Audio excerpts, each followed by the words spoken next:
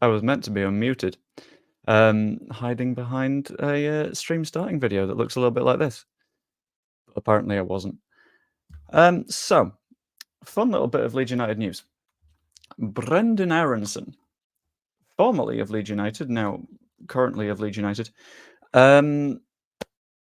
is apparently being retained into next season, which I thought was very interesting. I thought he would have likely been loaned out or sold, but apparently in conversations with Daniel Farke, it has been discovered that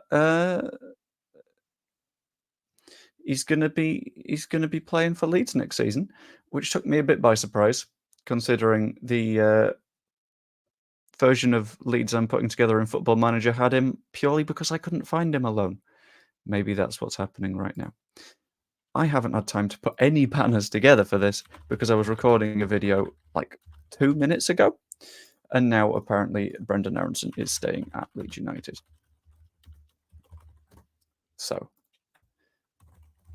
I'm just going to very quickly put one together now because it's Graham Smith reporting on this, which makes me think that there is very, very probably something reliable that we should be paying attention to, because Graham Smith is amongst that set of Leeds United journalists that tend to know what they're talking about a little bit, because in the loop, always know what they're on about. Yeah. Right. So let's share the screen quickly. Let's make it the entire screen, and let's make it that screen, shall we? Bosh. So we'll ignore the fact that the Yorkshire Evening Post website is a hellhole. Because it sort of is. And yeah, the basic ins and outs are Leeds United are set to make Brendon Aaronson part of Daniel Farke's championship squad for the 24-25 promotion bid. Now, this is the very basics. This is the underlining fact that Aaronson is set to stay at Leeds, which surprised me a little bit because, come on, behave. You weren't quite that good. But here he is staying. Oh my God, get him so... Yeah, a weight belt would definitely help him, especially considering the relative heavyweight nature of this league. He isn't good enough for the Premier League, not big enough for the Championship. I will get to that shortly. Last season, he was the first to exercise his loan clause, which, honestly, fair enough. I would much rather he do that than stay if he doesn't want to stay. Leeds under control of Retrozani, Victor Orta, etc., etc., etc. These contracts existed for plenty of clubs. Struggled to contribute end product in a difficult first campaign in English football following a move. Let's get to the relevant bit. Here we go. Right. The fact it's titled YEP just makes me strangely mad. Why? It's the Yorkshire Evening Post. That's what it's called. Having spent the season away from Elland Road, Aaronson engaged in talks with Leeds and Farke that club sources say went positively, leading to a decision to bring him back into the fold. This is the important bit for me. Considering... One sec. Considering he's had those conversations, because Daniel Farke had similar conversations, if you remember, back last season with Willie Gnonto, because that was a conversation that definitely needed to happen. It was a situation of, okay, so we don't necessarily want to lose Gnonto because Gnonto is clearly quite good, but at the same time, he's been a bit of a prick, so we'll have to have a conversation. It feels like that's what's happened here. What's happened feels like it is Farke going up to him and saying, right, okay, you left. People big not fan of that. Not good. But at the same time, the thought that's running through my head is he didn't leave under Daniel Farke. So he's never had an opportunity to have that conversation with Daniel Farke to say, this is what your position should be, because he's not a number 10, let's be honest. But at the same time, we are really, really, really poor in the wing positions. I'm going to have a quick look at a stats board thing here that basically shows the players that we will have available throughout next season. And I'll be honest, it's not looking fantastic. Bamford at 9, Joseph at 9, Piru sort of in between. I'll put him here because he's not a 9 or a 10. Ruter can be a winger, I guess, Ruter can be a 10. Ruter can be a 9. Let's put him about there. Then we've got Dan James, who is a winger. And we've got Brenden Aaronson, who is the question mark. Brendon Aaronson is the one where we don't know where he'll play. I think he wasn't good enough in the 10, and I think he will be better in the wide areas. And I'll be honest, we've got one winger that we will be certain will be in those wide areas. So, from a rational point of view, I see it. I see the signing of Brenden Aaronson and the retention of Brenden Aaronson as something that works.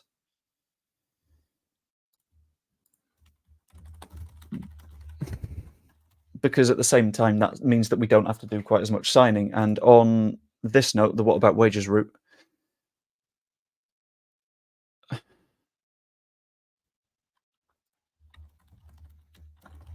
Sorry, I'm just continuing to do little bits of research. On the what about wages route, this is another big question, in my opinion. I think he'll have the wage reduction because that was the gist. It was either you go out on loan and someone else pays your wages, or you stay at Leeds with 45, 50% off your wage. And that's what I think will happen. That massive wage deduction will end up hitting Brenden Aaronson because that's in his contract. It sort of has to. And yeah, it's very complicated. And there's a lot of things to take into account, such as the fact that he was the first person to leave on loan last season. And whilst that isn't necessarily a good thing for him, for the fans linked with him, because of this, you need to consider the fact that fans did take Nonto back. Nonto, who arguably did worse, because Nonto caused absolute havoc on his way out. Nonto, who went on strike and refused to play a game of football for Leeds, dropping us points, ultimately meaning that he wasn't able to get us promoted. Because I'm feeling like if we get points in that Birmingham match, in other matches that he's been forced to stay out of, maybe we go up. But fans stuck Nonto back because Nonto on the pitch was really good. And the question is he going to be good enough to earn that sort of redemption at Leeds United going forwards? I'm not sure. On this note, I big time disagree because he was one of our better defensive fullbacks last season, based purely on the numbers. Whilst aggressively going forwards, he was good. He was a good wing back. That doesn't mean he'll be a good winger. But as a general rule of thumb, in this streamy video-y thing, I would have done it as a video, but I recorded a video like 2 minutes before I saw the news, so it was like, brilliant, I guess I'm doing this now. I want to know what you think. This is the benefit of a live stream. It means that I'm able to respond to you outside of a comment section and have like an actual conversation about what's going to happen with all this. So what are the thoughts on Brenden Aaronson staying? Because whilst a bit of me is a big not liker of the whole shebang,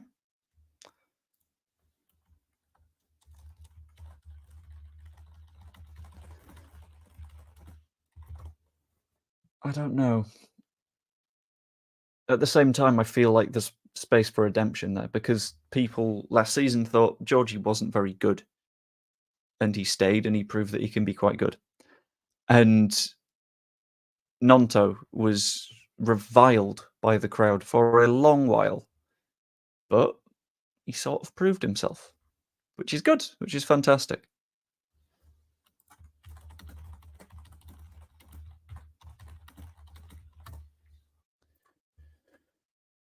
Who knows?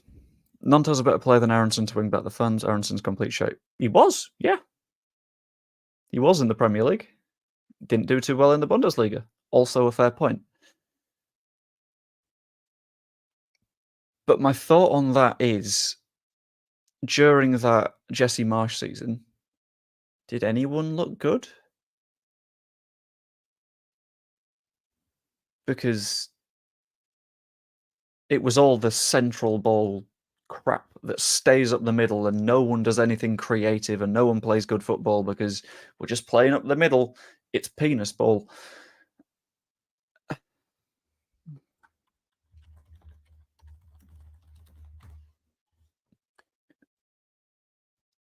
And he didn't look good, but at the same time, this is down a level, so it should theoretically be easier. This is with an actual coach, which is helpful in a system that could work, especially if he's playing in those wider roles.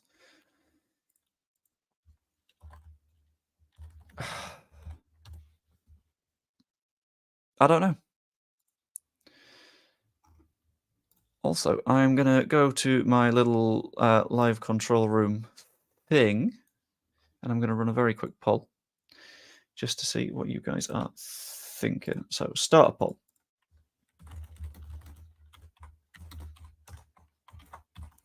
Would you take Aaronson back? Yes or no? Simple question. Simple answers. Needs to take the gym and the protein shakes. He does, absolutely. Yeah. Physically, wasn't very good in the Premier League season. But at the same time, what immediately came to mind when I was thinking back is physically, Nonto's been a bit awful. Like, on a physical point of view, he'll lose a 50-50 and he'll just, like, complain at the referee for a bit. And yeah, that's not good. But I think it's something that you can coach out of a player, and I think we're forgetting that he's a very, very young guy. Which, yeah. No player looked any good under Marsch, might be worth a punt in the Championship, bit like Rousset. I think this is where I sit on it, yeah. Because Aaronson, in his first season, we didn't know what he was. Is he a 10? Is he a winger? Not got the foggiest. I think he's more of a winger than a 10, in my opinion.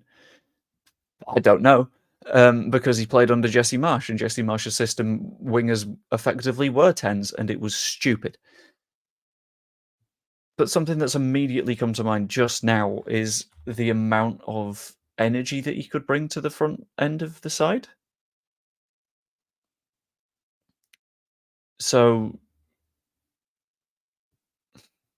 for example, the thing that I looked back to a moment ago was against Chelsea, the goal he scored when he pressed Edouard Mendy. Yes, you're not going to get those every week.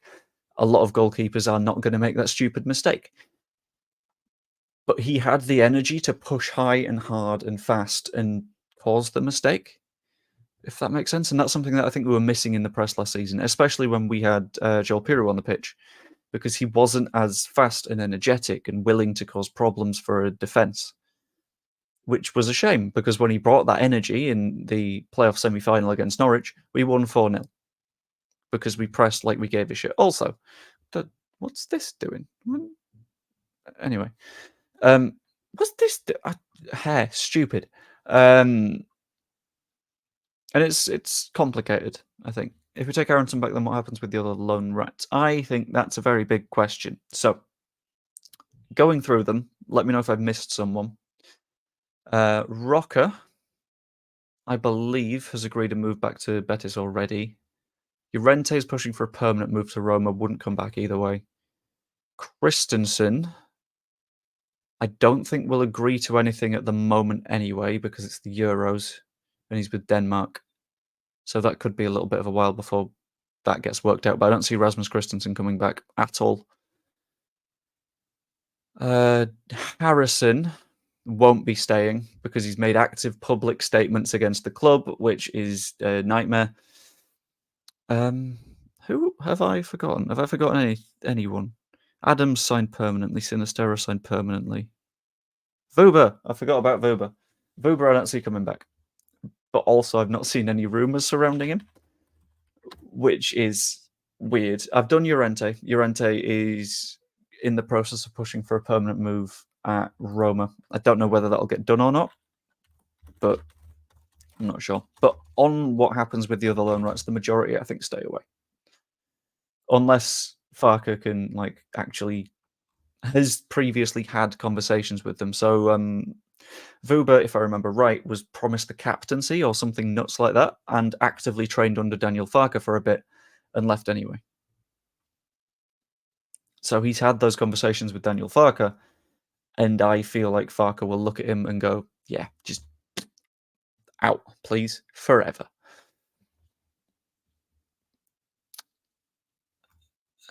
Honestly, I think he can do a job if we get a true number 10 and push Rutter and Aaronson to the wings. I think that could make... What I like the idea of is having Dan James as one of the starting wingers, because we know Dan James can do a great job now. We know Dan James is fluid and flexible and moves around the pitch really well and has that energy in the same way that Brenden Aaronson does, in that he can just press the life out of somebody. So that makes the Rutter and Aaronson to the wings thing a little bit of an issue, but at the same time, if Rutter and Aaronson can both do wing and 10, you can sort of do a switch wingsy thing, but with the 10 and the winger, which means that you're very flexible. I don't know. We need to trust Farke. He obviously sees a player that's useful. I do think that somewhere deep within Brenden Aaronson, there is a football player. I don't think he's completely useless, because if he was completely useless, then I feel like Union Berlin would have sent him back in the winter.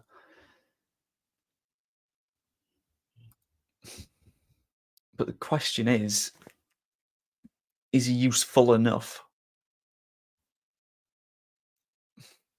And judging by Farke's conversations with him having happened before this, I feel like maybe he's useful enough. I don't know. This is one of those where it's quite hard to like put together ideas. This has been my general rule of thumb, that Farke sees more than us from the players. He's actively having these conversations. I don't know. Evie's take is get rid of the loan routes, full stop, no backsies. Now you see. This is where we stumble across the way that I am currently looking at things, which is, before this, I would have probably said, I don't really want him, but if he not the biggest fan. But I'm now in the position where my head is saying, I mean, it's happening anyway, so what can we do? I would say, yeah, out, gone, whatever. But A, if he's staying, he's staying. B, and this is something that everyone that is in my Football Manager streams will know, it's not easy to find a move for Brenden Aaronson. And I imagine that is something that applies to the real world when he's had an absolute stinker last season. So it could also be a case of, yeah, we can't find any interest in you right now. I think there might be a player in there. It's worth the go. It's worth the try. Who knows? But there is also this part. A footballer trapped in the body of a stick insect in the mind of a USMNT fan. Which is, to be fair, a small mind. Oh, piss, I've just realised this means the return of USMNT Twitter. Great. Imagine left back having to deal with Dan James all game, then Aaronson comes on as a sub, both the speed merchants, it could work. Yeah, we saw what happened when Dan James was coming off the bench, especially in that playoff final where he was our most dangerous player and he was on for, what, 20 minutes? Having two quick players that can run at old Champions League bastards could be good, I think, maybe. I don't know. I think he's too weak for the Championship. Farke won't use him. He'll be on the bench dealing a wage. That is a take, I guess. I understand where you're coming from. But at the same time, I don't know.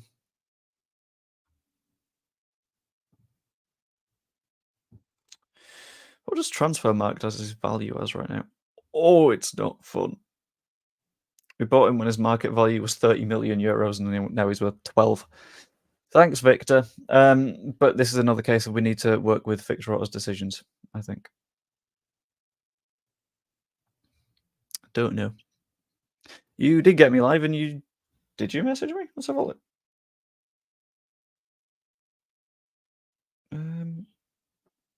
You did. Yeah, you did, to be fair.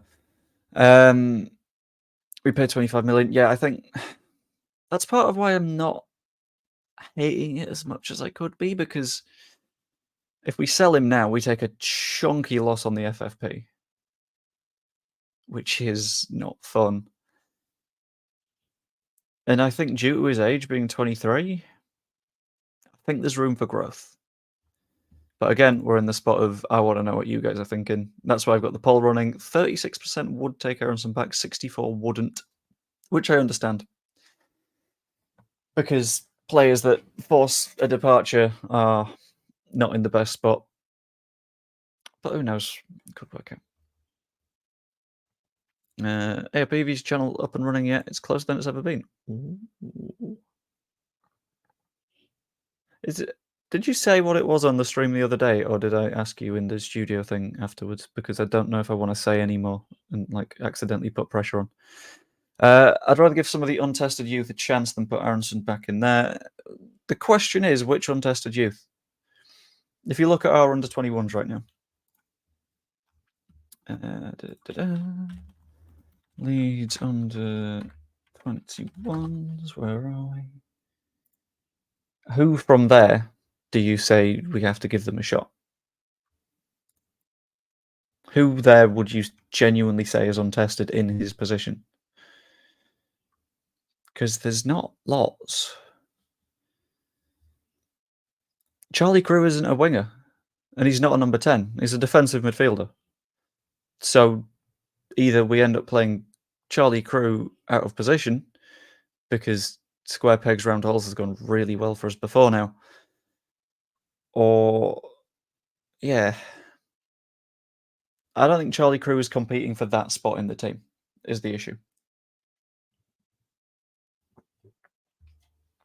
It's like when people are saying, why are we keeping Shackleton and potentially moving Cresswell on? Different conversation. Neither is Aaronson. Yes, he is.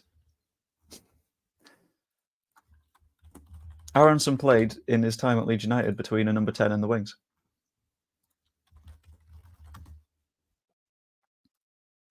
He isn't a basic central midfielder, and when he plays on the wing, he's out on the left, and the left wing is where we don't have anyone, assuming we sell Somerville, which is looking like it's definitely going to be the case. Let's have a very quick look at various stats and numbers and things from Big Bren. Where do you play at Salzburg? It's not telling me. Fantastic. Thank you very much, Transfermarkt. You are the least useful stats aggregator for someone that is looking for information.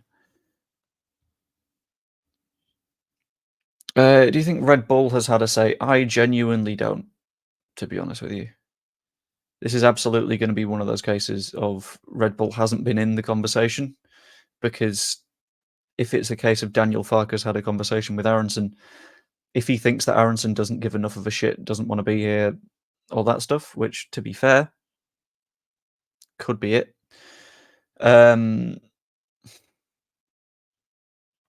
Yeah.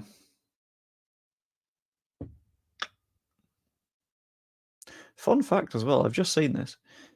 Brenden Aaronson has never been bought for less than his market value on Transfermarkt. Very interesting. Yeah, I don't think Red Bull will have had a say. He's not in the Red Bull stable of players anymore either. Neither is his brother. So there isn't a Red Bull link anymore with Aaronson.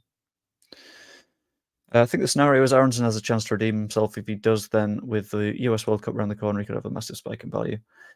That helps too, having links with the US. But that's more from a branding point of view, and I'll be honest, I'm in a case where I don't give that much of a shit about the branding perspective. Maybe Greenwood. But then again, I'm going to have to look for news around Sam Greenwood.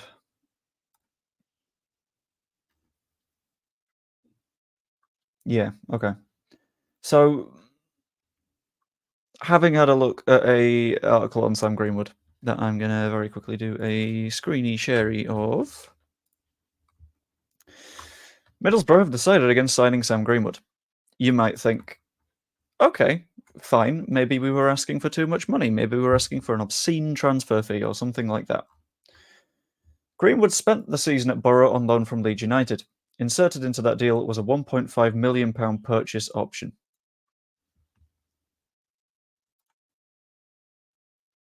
If Borough don't think Greenwood is worth £1.5 million, then is that really... Is Greenwood the person that you want to be starting in that instance? If he's not worth £1.5 million, is that going to be your option on the wing / the 10? Or is it worth giving the other guy a shot? I don't know. Because apparently he didn't impress at Borough either, which is tough. Evie says the only issue with Aaronson is his physicality, his lack of goal threat, his mentality, and also bringing USMNT fans back and bringing relegation PTSD with him. Other than that, great player. Yeah. But, right. I'm going to try and positive spin brain this. Physicality, fair enough. He's a small boy. But as is Somerville, as is Nanto. Lack of goal threat. During his time at Leeds, yes, he didn't have a goal threat. But then again, during his time at Leeds, did anyone have any goal threat? Because we went from Jesse Marsch, who played narrow penis ball, awful stuff, to Scoobs, who fine, but he only was here twice, to Gracia, who he tried, didn't do attacking stuff anyway, to Allardyce. It's a weird one. I don't think anyone had enough of a goal threat. Mentality, maybe. I'll be honest, I'm not in his head. I have not read enough about him because I, for the most part, tried to ignore the guy. But it's okay. USMNT is annoying, but then again, Red Bull and the 49ers, they're probably here already. Fair point on the relegation PTSD.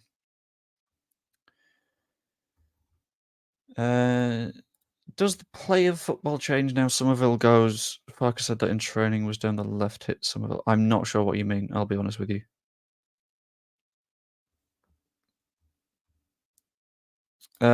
Maybe. I think striker is one of the least important positions for us to be looking at the moment, though. If we sell a striker, then yes. If we don't sell a striker, then nah. Anyone that wants us to sign a starting striker is basically saying that Mateo Joseph needs to wait another season to get minutes.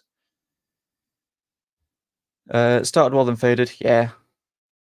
I think the fitness issue is another biggie because no one that season was fit at all because Marsch was like, Bielsa made them run and they came out injured. I'll make them not run. And we came out bad. So I feel like Farker is a nice little middle ground there. I don't know if I agree on that one.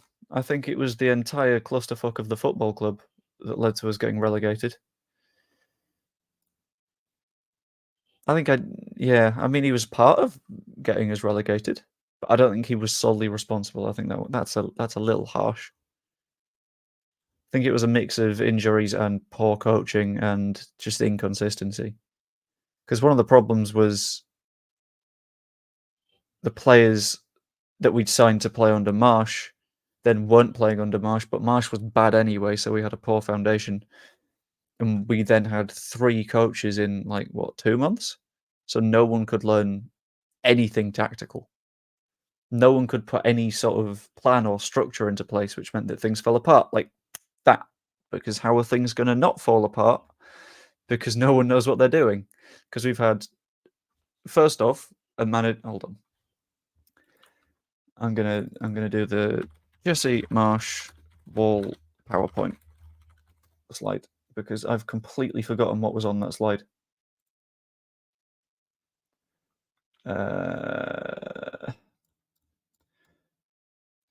Dressing room poster. I've forgotten what the points that he said were. There we go. Go. Oh god. Right, there we are. The sheet spotted in Elland Road by a touring fan. Let's have a quick look at Jesse Marsch's keys to the game. Fast starts, always online. That is the most corporate bollocks I've ever heard. Stay aggressive, sprinting, going in. Also not tactical. Minimal width, vertical, counter press. We know that this didn't work. Go in, join and swarm. Prevent switches. Didn't work. The moment anyone switched a ball, we lost. Shifting, pumping, and defending forward. He's just describing pressing here. Play forward. It's all very forward. Clean sheet mentality. I forgot he put that. And celebrate moments. So, like, as much as we're all saying that Aaronson was bad, and he was, this is what he was working with, which is nothing.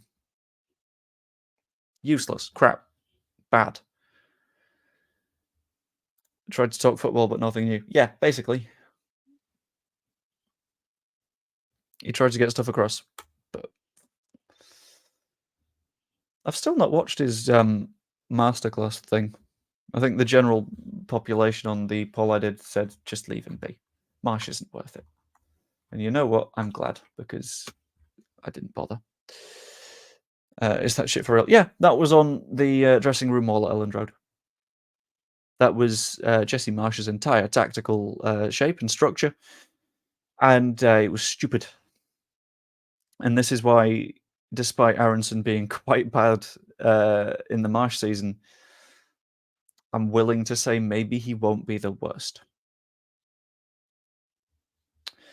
I won't hurl abuse at him, but will be very blasé and dejected if he's in our starting 11. I don't think he can work in English football. Hasn't built up in 2 years of being around us. I'd agree, but then again, he was only here for 1. He didn't have...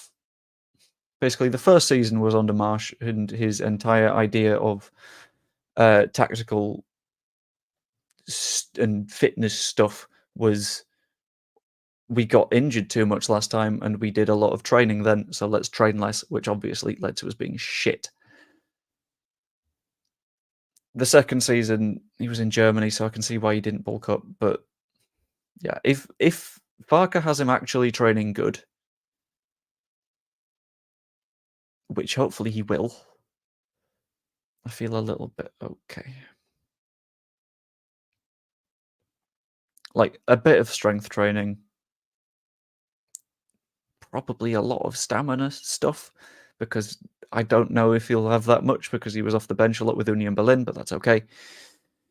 Makes you want to claw your face off. Understandable. But I get the point of being a bit blasé and dejected. My only concern is we currently only have one winger that we're certain will be here next season. And that would be Dan James.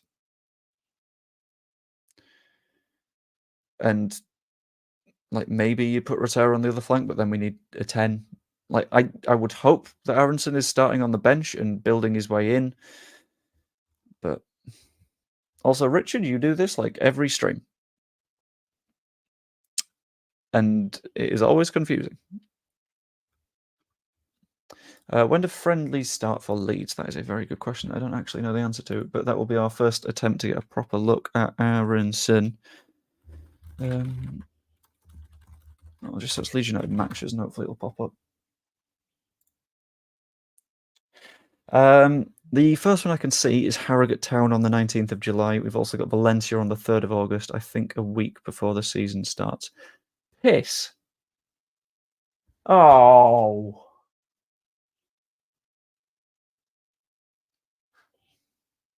That Valencia friendly's when I'm doing me big long walk. That's when I'm doing the charity walk. Oh.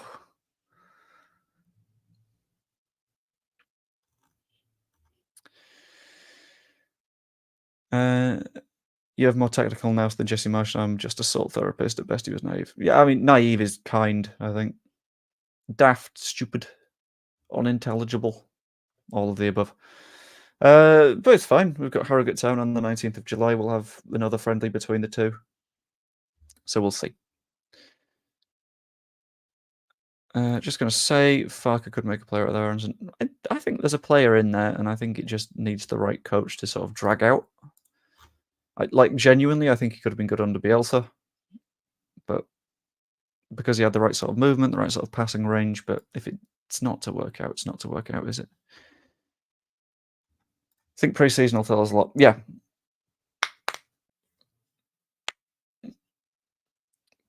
Basically, preseason, we'll know who the preferred players are. We'll know what the sort of shape will be, the structure will be.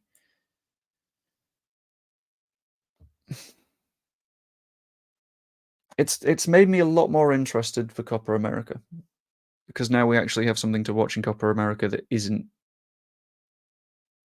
just how well does Bielsa do, which is fun. I think. I guess. I suppose it'd be nice. I didn't do anything at Union Berlin either in the same physicality being mentioned. Some of Villa Nonto are physical for such like players. That's true, but at the same time, Nonto did get lots and lots of complaints for going down easy, which makes things a little bit complicated. With positivity and stats to back it up as well. The stats bitch is coming out. I'm not talking about Evie. I'm talking about the general mindset of stats bitch.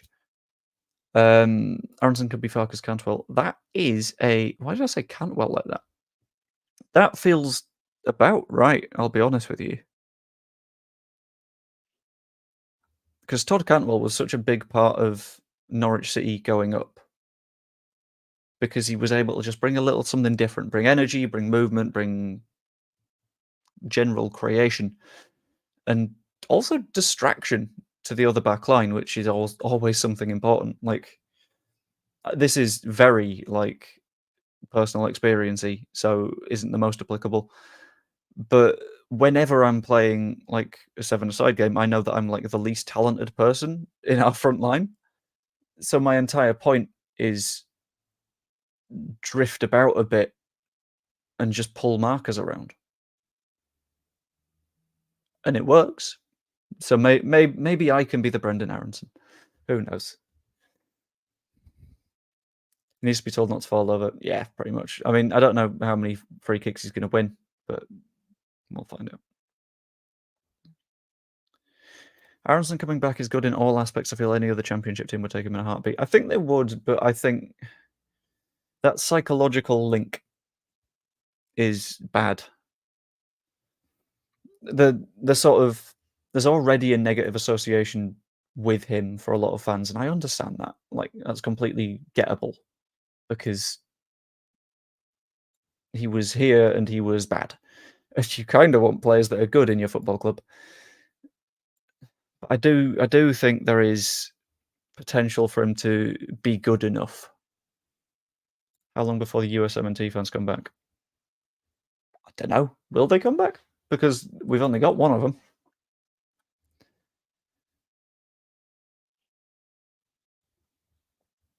And we've not got Marsch anymore. And he's in Canada now anyway. Maybe we'll get the Canada fans. Maybe we sign, I don't know. Who's good for Canada? Liam Miller. We'll sign Liam Miller. And we'll get the Can MNT fans instead. Which is weird. They go by Can MNT for some reason, but whatever. That's not relevant right now.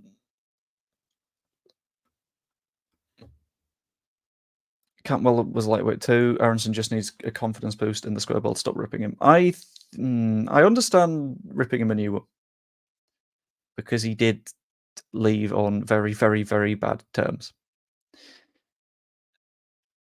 And I think he sort of needs to earn the respect of the fans, because he didn't in the slightest when he was here first time around. He needs to actually do something to prove himself.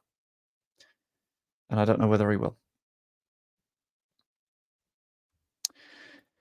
If we have Rutter and Aaronson on the wings, we could see Piru and hopefully Joseph getting better service. It was frustrating when Nonto/Somerville took the shot when the pass was clearly on. Yeah, I think the good thing about this is James is more of a passer and he's more direct. Aaronson is more of a passer. I don't know how direct he is, but I don't think he was one to try and take players on 6 or 7 times.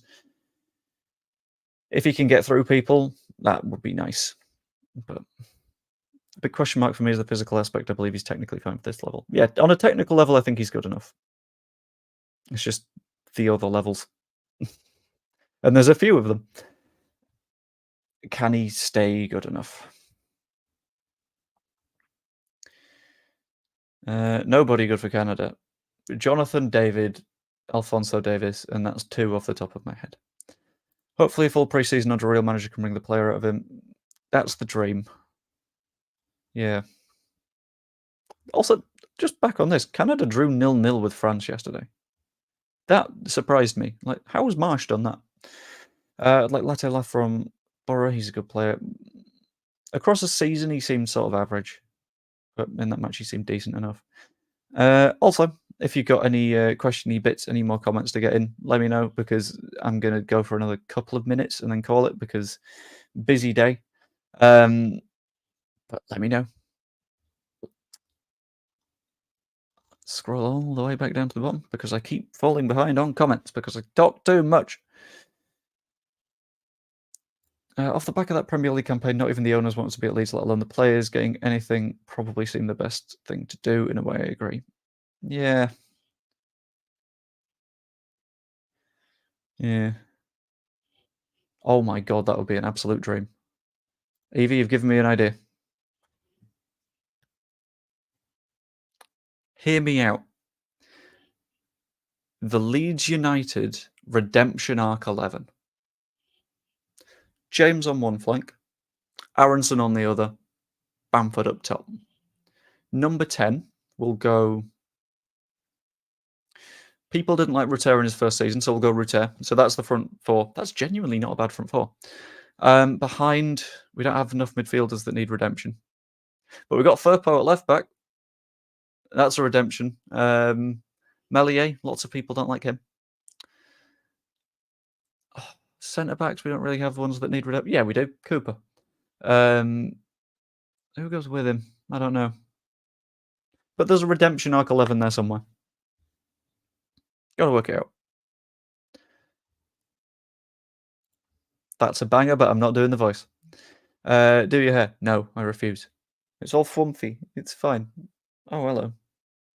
No, fuck you. It's staying flumpy.